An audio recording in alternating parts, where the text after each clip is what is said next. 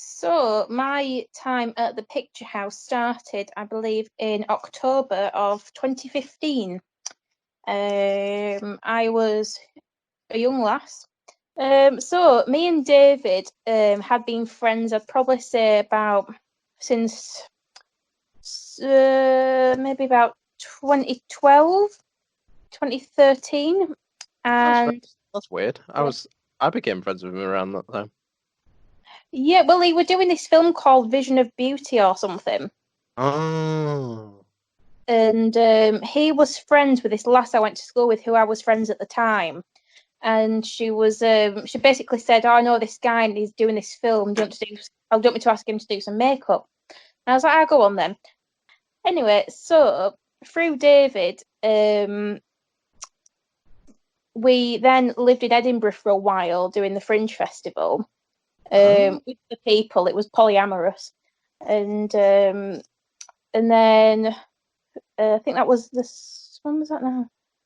Might have been 2014, summer of 2014.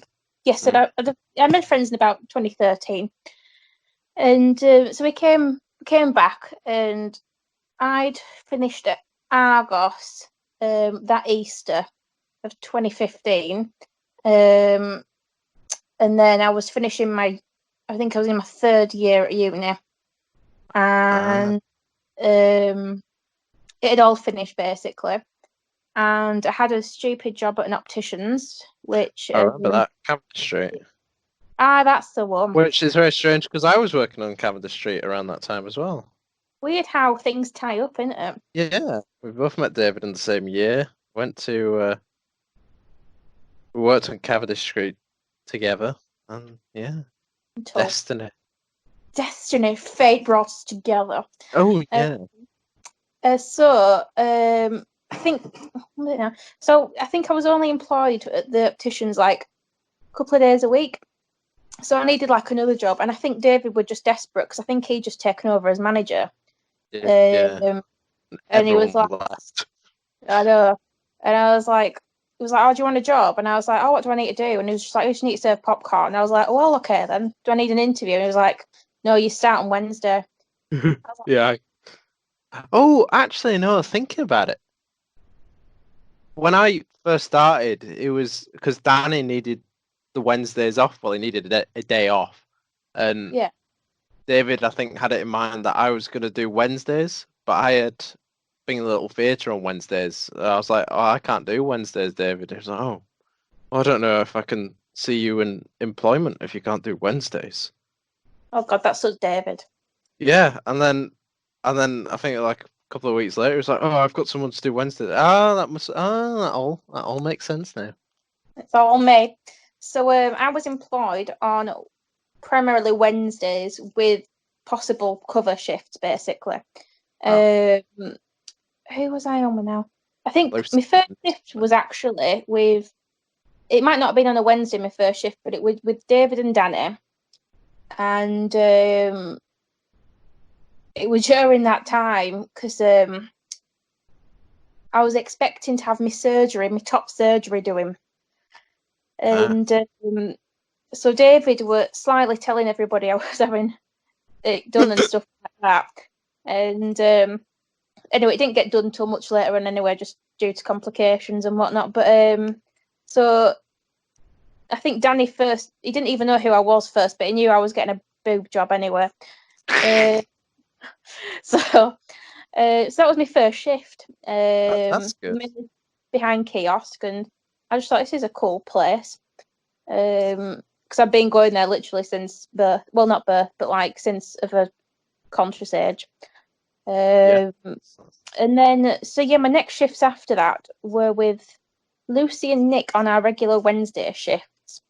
And first thing Nick says to me is just, it's Lucy's different. Lucy's different. And I mean, on hindsight, it is very difficult to kind of, when somebody's new, how you explain Lucy. Yeah, I've gone through Sunday staff and I've been like, how do I explain how this is going to be? It's hard. Yeah. It's very hard. Nick just says, just making you aware. So I was like, okay. I didn't think she were actually too bad at first. She were like quite chatty and stuff, and I really did get along with her quite well. So that was that, and then she were all right with me and stuff, and I was good with her. And she wanted us to be Disney princesses together, working in Florida. Jesus. That went ahead, not. And then David wanted a shuffle round of staff because apparently we had too many staff on Wednesdays and Thursdays. Was a lot of staff though, wasn't it? I suppose. I suppose so, yeah. Compared So to these days. yeah, so then I don't know essentially what happened in the whole. I don't know because I was just there for kiosk, but David basically said, "Oh well, Nick can manage, and you're just doing kiosk," and Lucy's going. And I was like, "Okay, me and Nick," and I was cool with that anyway because me and Nick got on, and it kind of like went on that Nick didn't really know what we're doing downstairs. So I essentially was doing all the management work in itself, and Nick was just doing projection. But he was getting paid for management, and yeah, I was doing all the management stuff. Yeah. So we kind of shuffled it around and stuff. So I became the shift manager on Wednesdays, and finally got paid. Woohoo! You know, equality and all that and stuff, and independent woman. Yeah.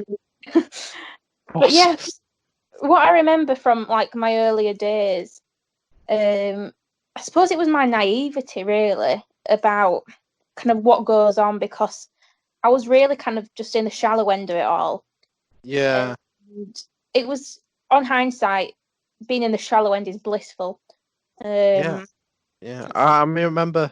I think it was a cover during the holidays, and I think I was projecting. It will have been a couple of months in since we started working there because I was projecting. What happened? I think it was really busy, and we didn't have that many staff, and I didn't get time to go up to screen 2 to turn the lights on. So I know what you're going to say. Yeah, I had to show you to turn the lights on. You were like, "Well, I'm not going to remember that." I was like, "Oh, well, I've tried." The effort was there.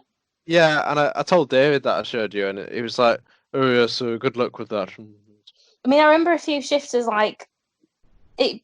I don't know, like because I didn't have that much responsibility, I didn't feel the stress. And it's just basically the cleaning side of it, really. And I remember like a few instances when people just randomly had a go at you, and it was like not your fault and stuff.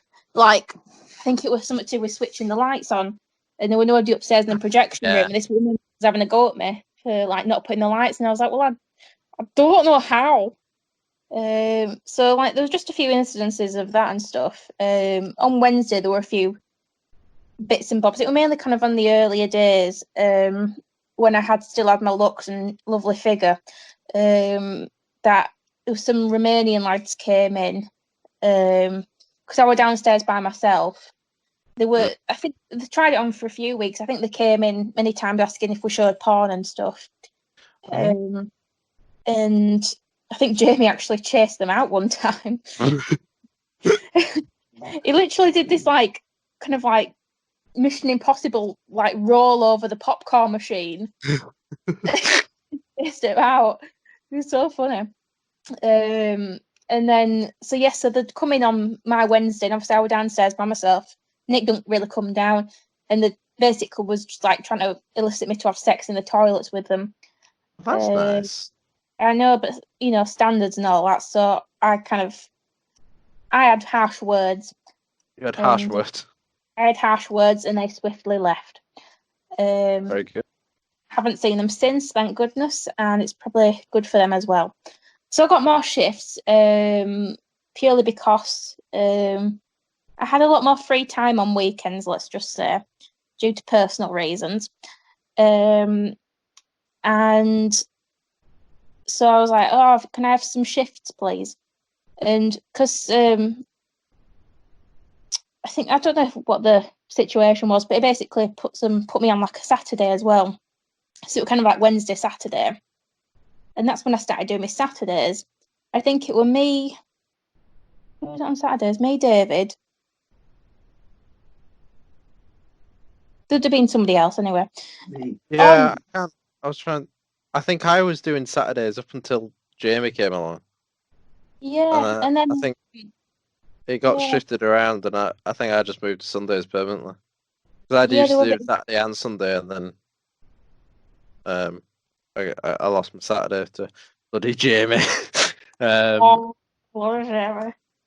Oh, dear. and then yeah, and then I think I just stuck with Sundays. Yeah, I've just got like it's some of the things that have happened. It's just so hard to kind of remember because it becomes so kind of normal for you. All these weird things, Yeah, like all blessed to one. yeah, like a guy dressed as a dinosaur walking in the building, um, hugging children. Yeah, It's that just was a yeah, general Saturday in Keighley, really, isn't it? yeah. And then there's like people. There's this woman that walks past regularly on a Saturday with a parrot on her shoulder.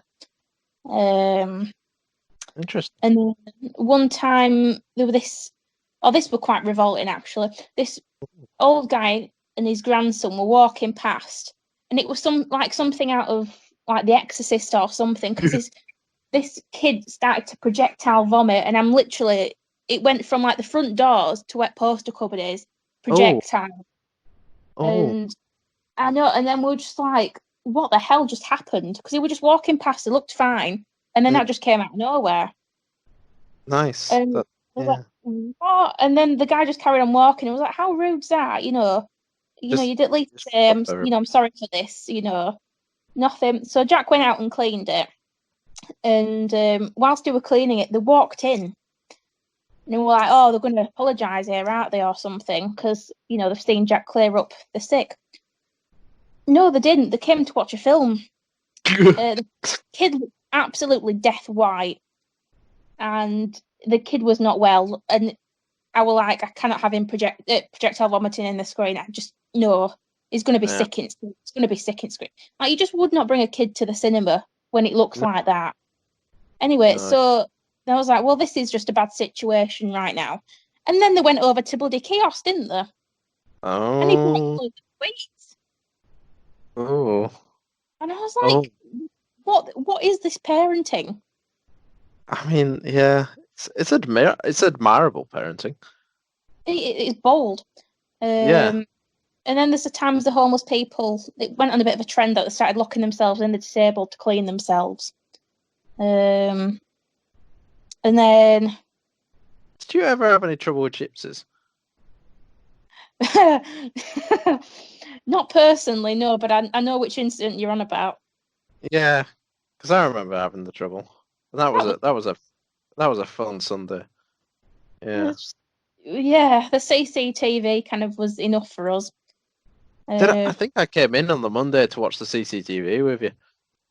It was just so funny because you're just there like, well, it's all going on and stuff. Lucy's filming them, they're filming her, and you're just sweeping up the popcorn in the between them. Well, you can't have a messy foyer now, can you? You got priorities, didn't you? No, exactly. What else happened in my time? Oh, crikey. I quite liked exploring like the building and stuff and doing like the little seances that we did. Yeah, how was your first one? 'Cause I was there for the second, but I wasn't there for the first one. The first Did. one was interesting actually. To be fair, David actually conned me into that.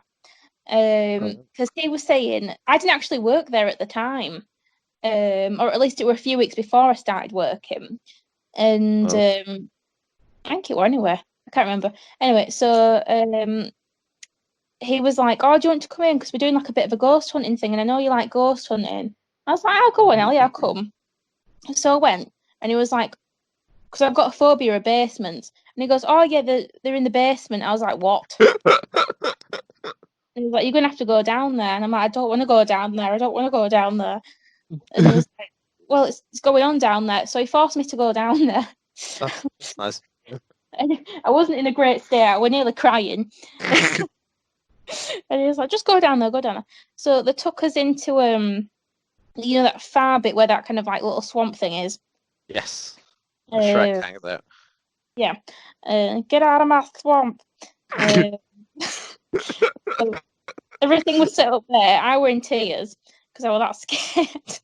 It was so bad. It was so shameful. And then it was weird. So we kind of sat there and we discovered it was like I don't know what the politically correct term is, but basically a dwarf lady, and she was the variety act, and then her husband was her manager, who was quite abusive to her. And the reason why that they're down there is because when they came to Keighley and performed, that was the first time he actually physically pimped her out. Ah. And it was downstairs in the basement. So that's kind of where because it was such a monumental thing, obviously, for her and stuff. Yeah. That's kind of why they're down there. But he's like a massive bully and stuff. And she just kind of like is the little abused wife. Yes. But weirdly enough, though, like, whilst all this was going on, I became really angry.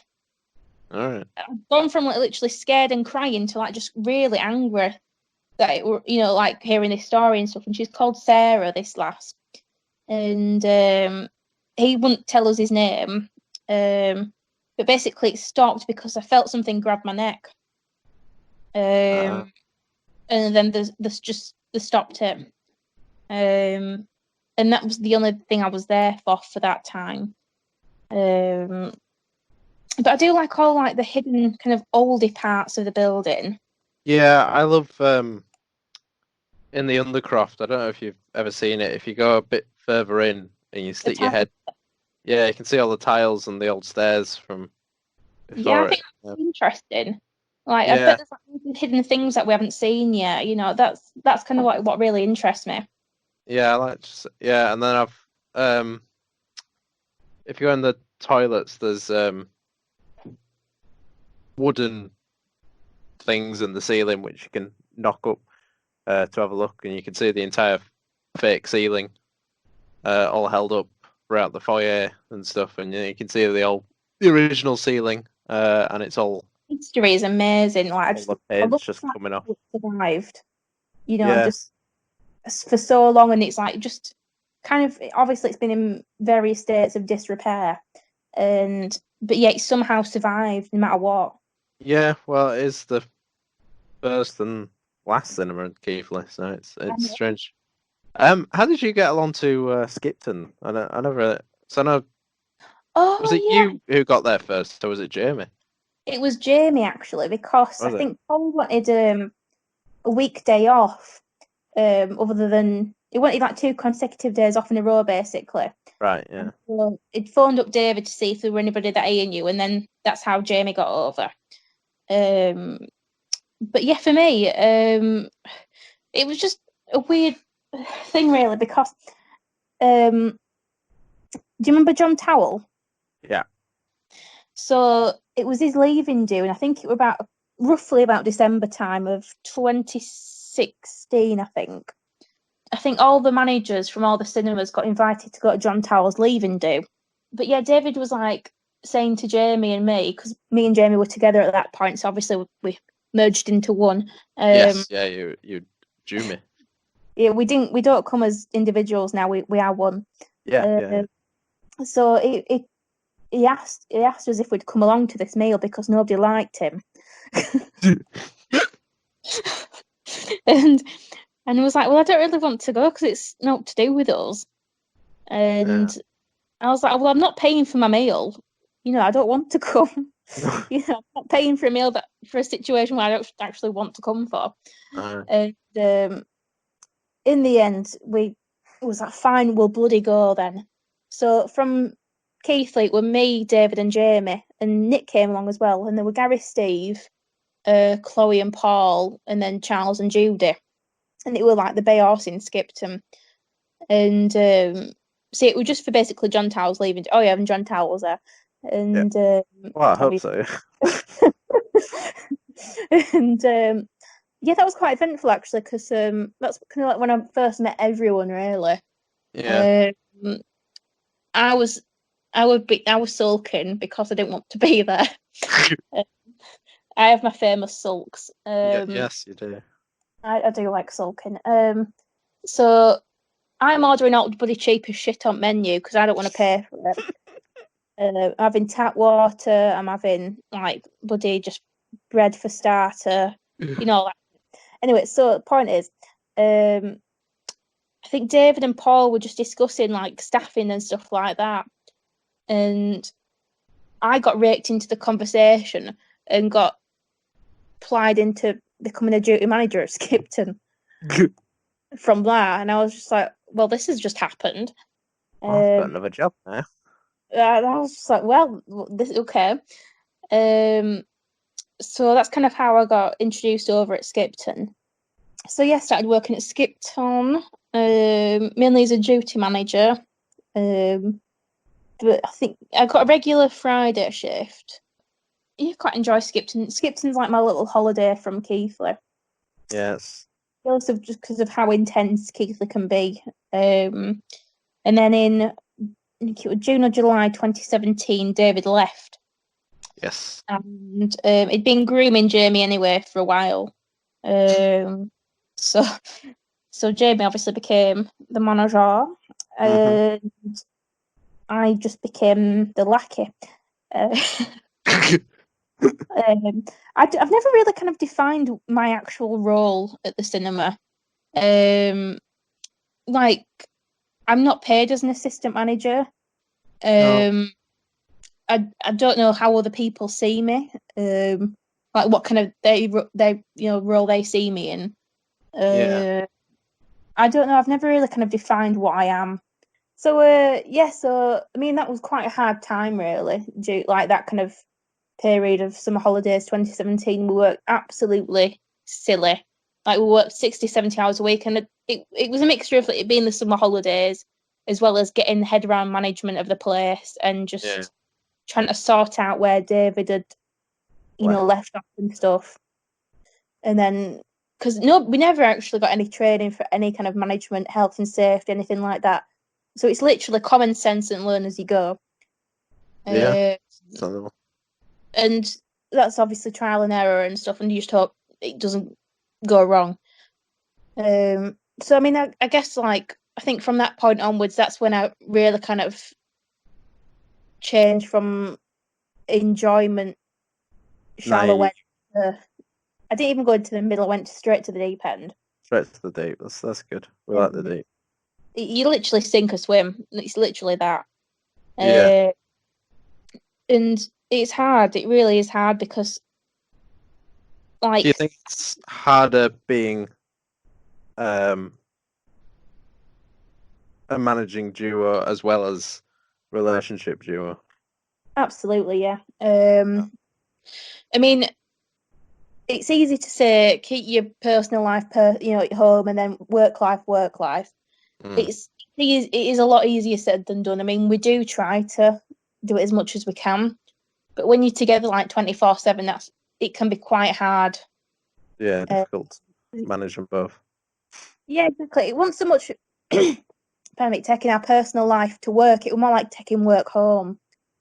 It's tricky because it does cause a lot of arguments. It's hard, and I mean, there's a lot of things that I disagree with that Jamie does as a manager, and I apparently wind him up sometimes.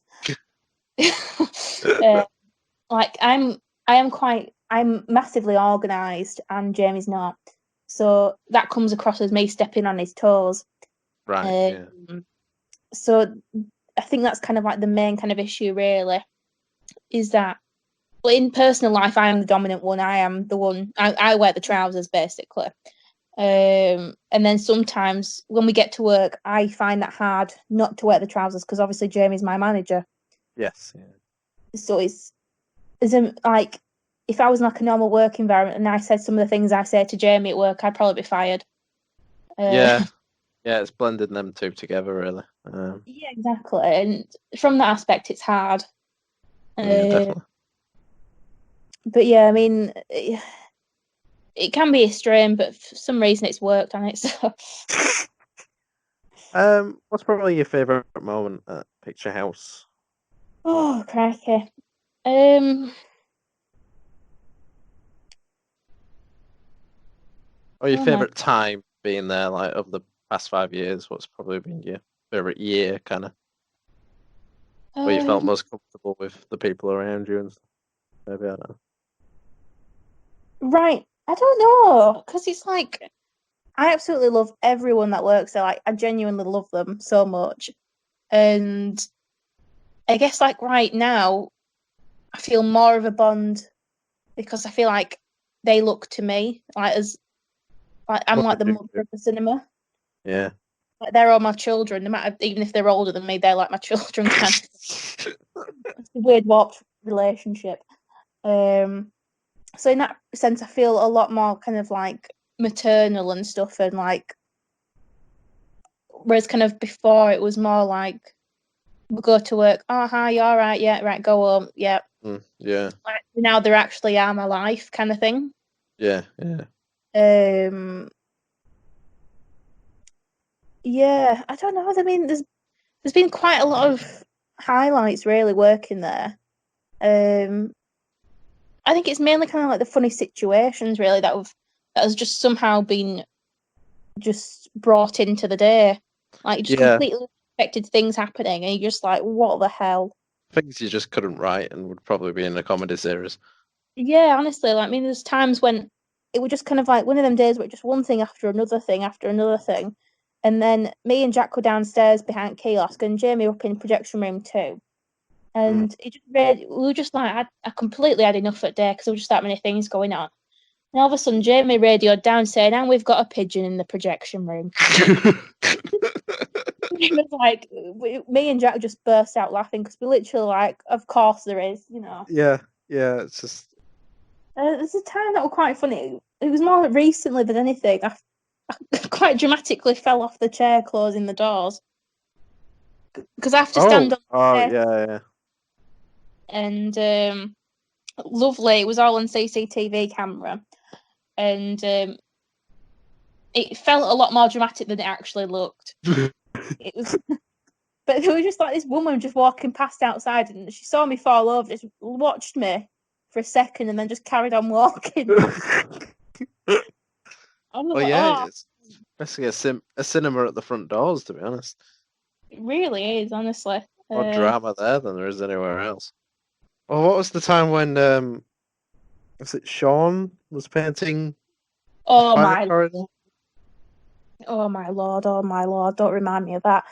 Yeah, so it were me, Jack, and Jamie, and Jack were cleaning downstairs in Screen 1. It were quite a busy shift. I don't know what we're on, but it was quite messy down in Screen 1. So Jack were on with that. Jamie were upstairs doing Screen 2 and doing projection. I was on kiosk, and literally the whole foyer were packed. And then there were Sean down in the tunnel of Screen 1 just painting. And then I don't know where Charles and John were. And all of a sudden, the fire alarm starts going off. And I'm like, oh my God. So I'm like looking at CCTV cameras, thinking like, is Jamie coming down now to try and figure out what to do? Is Jack coming up, going to help me? No. And it took about a good 20 seconds for me to realise that I'm on my own here with a foyer full of people. Yeah.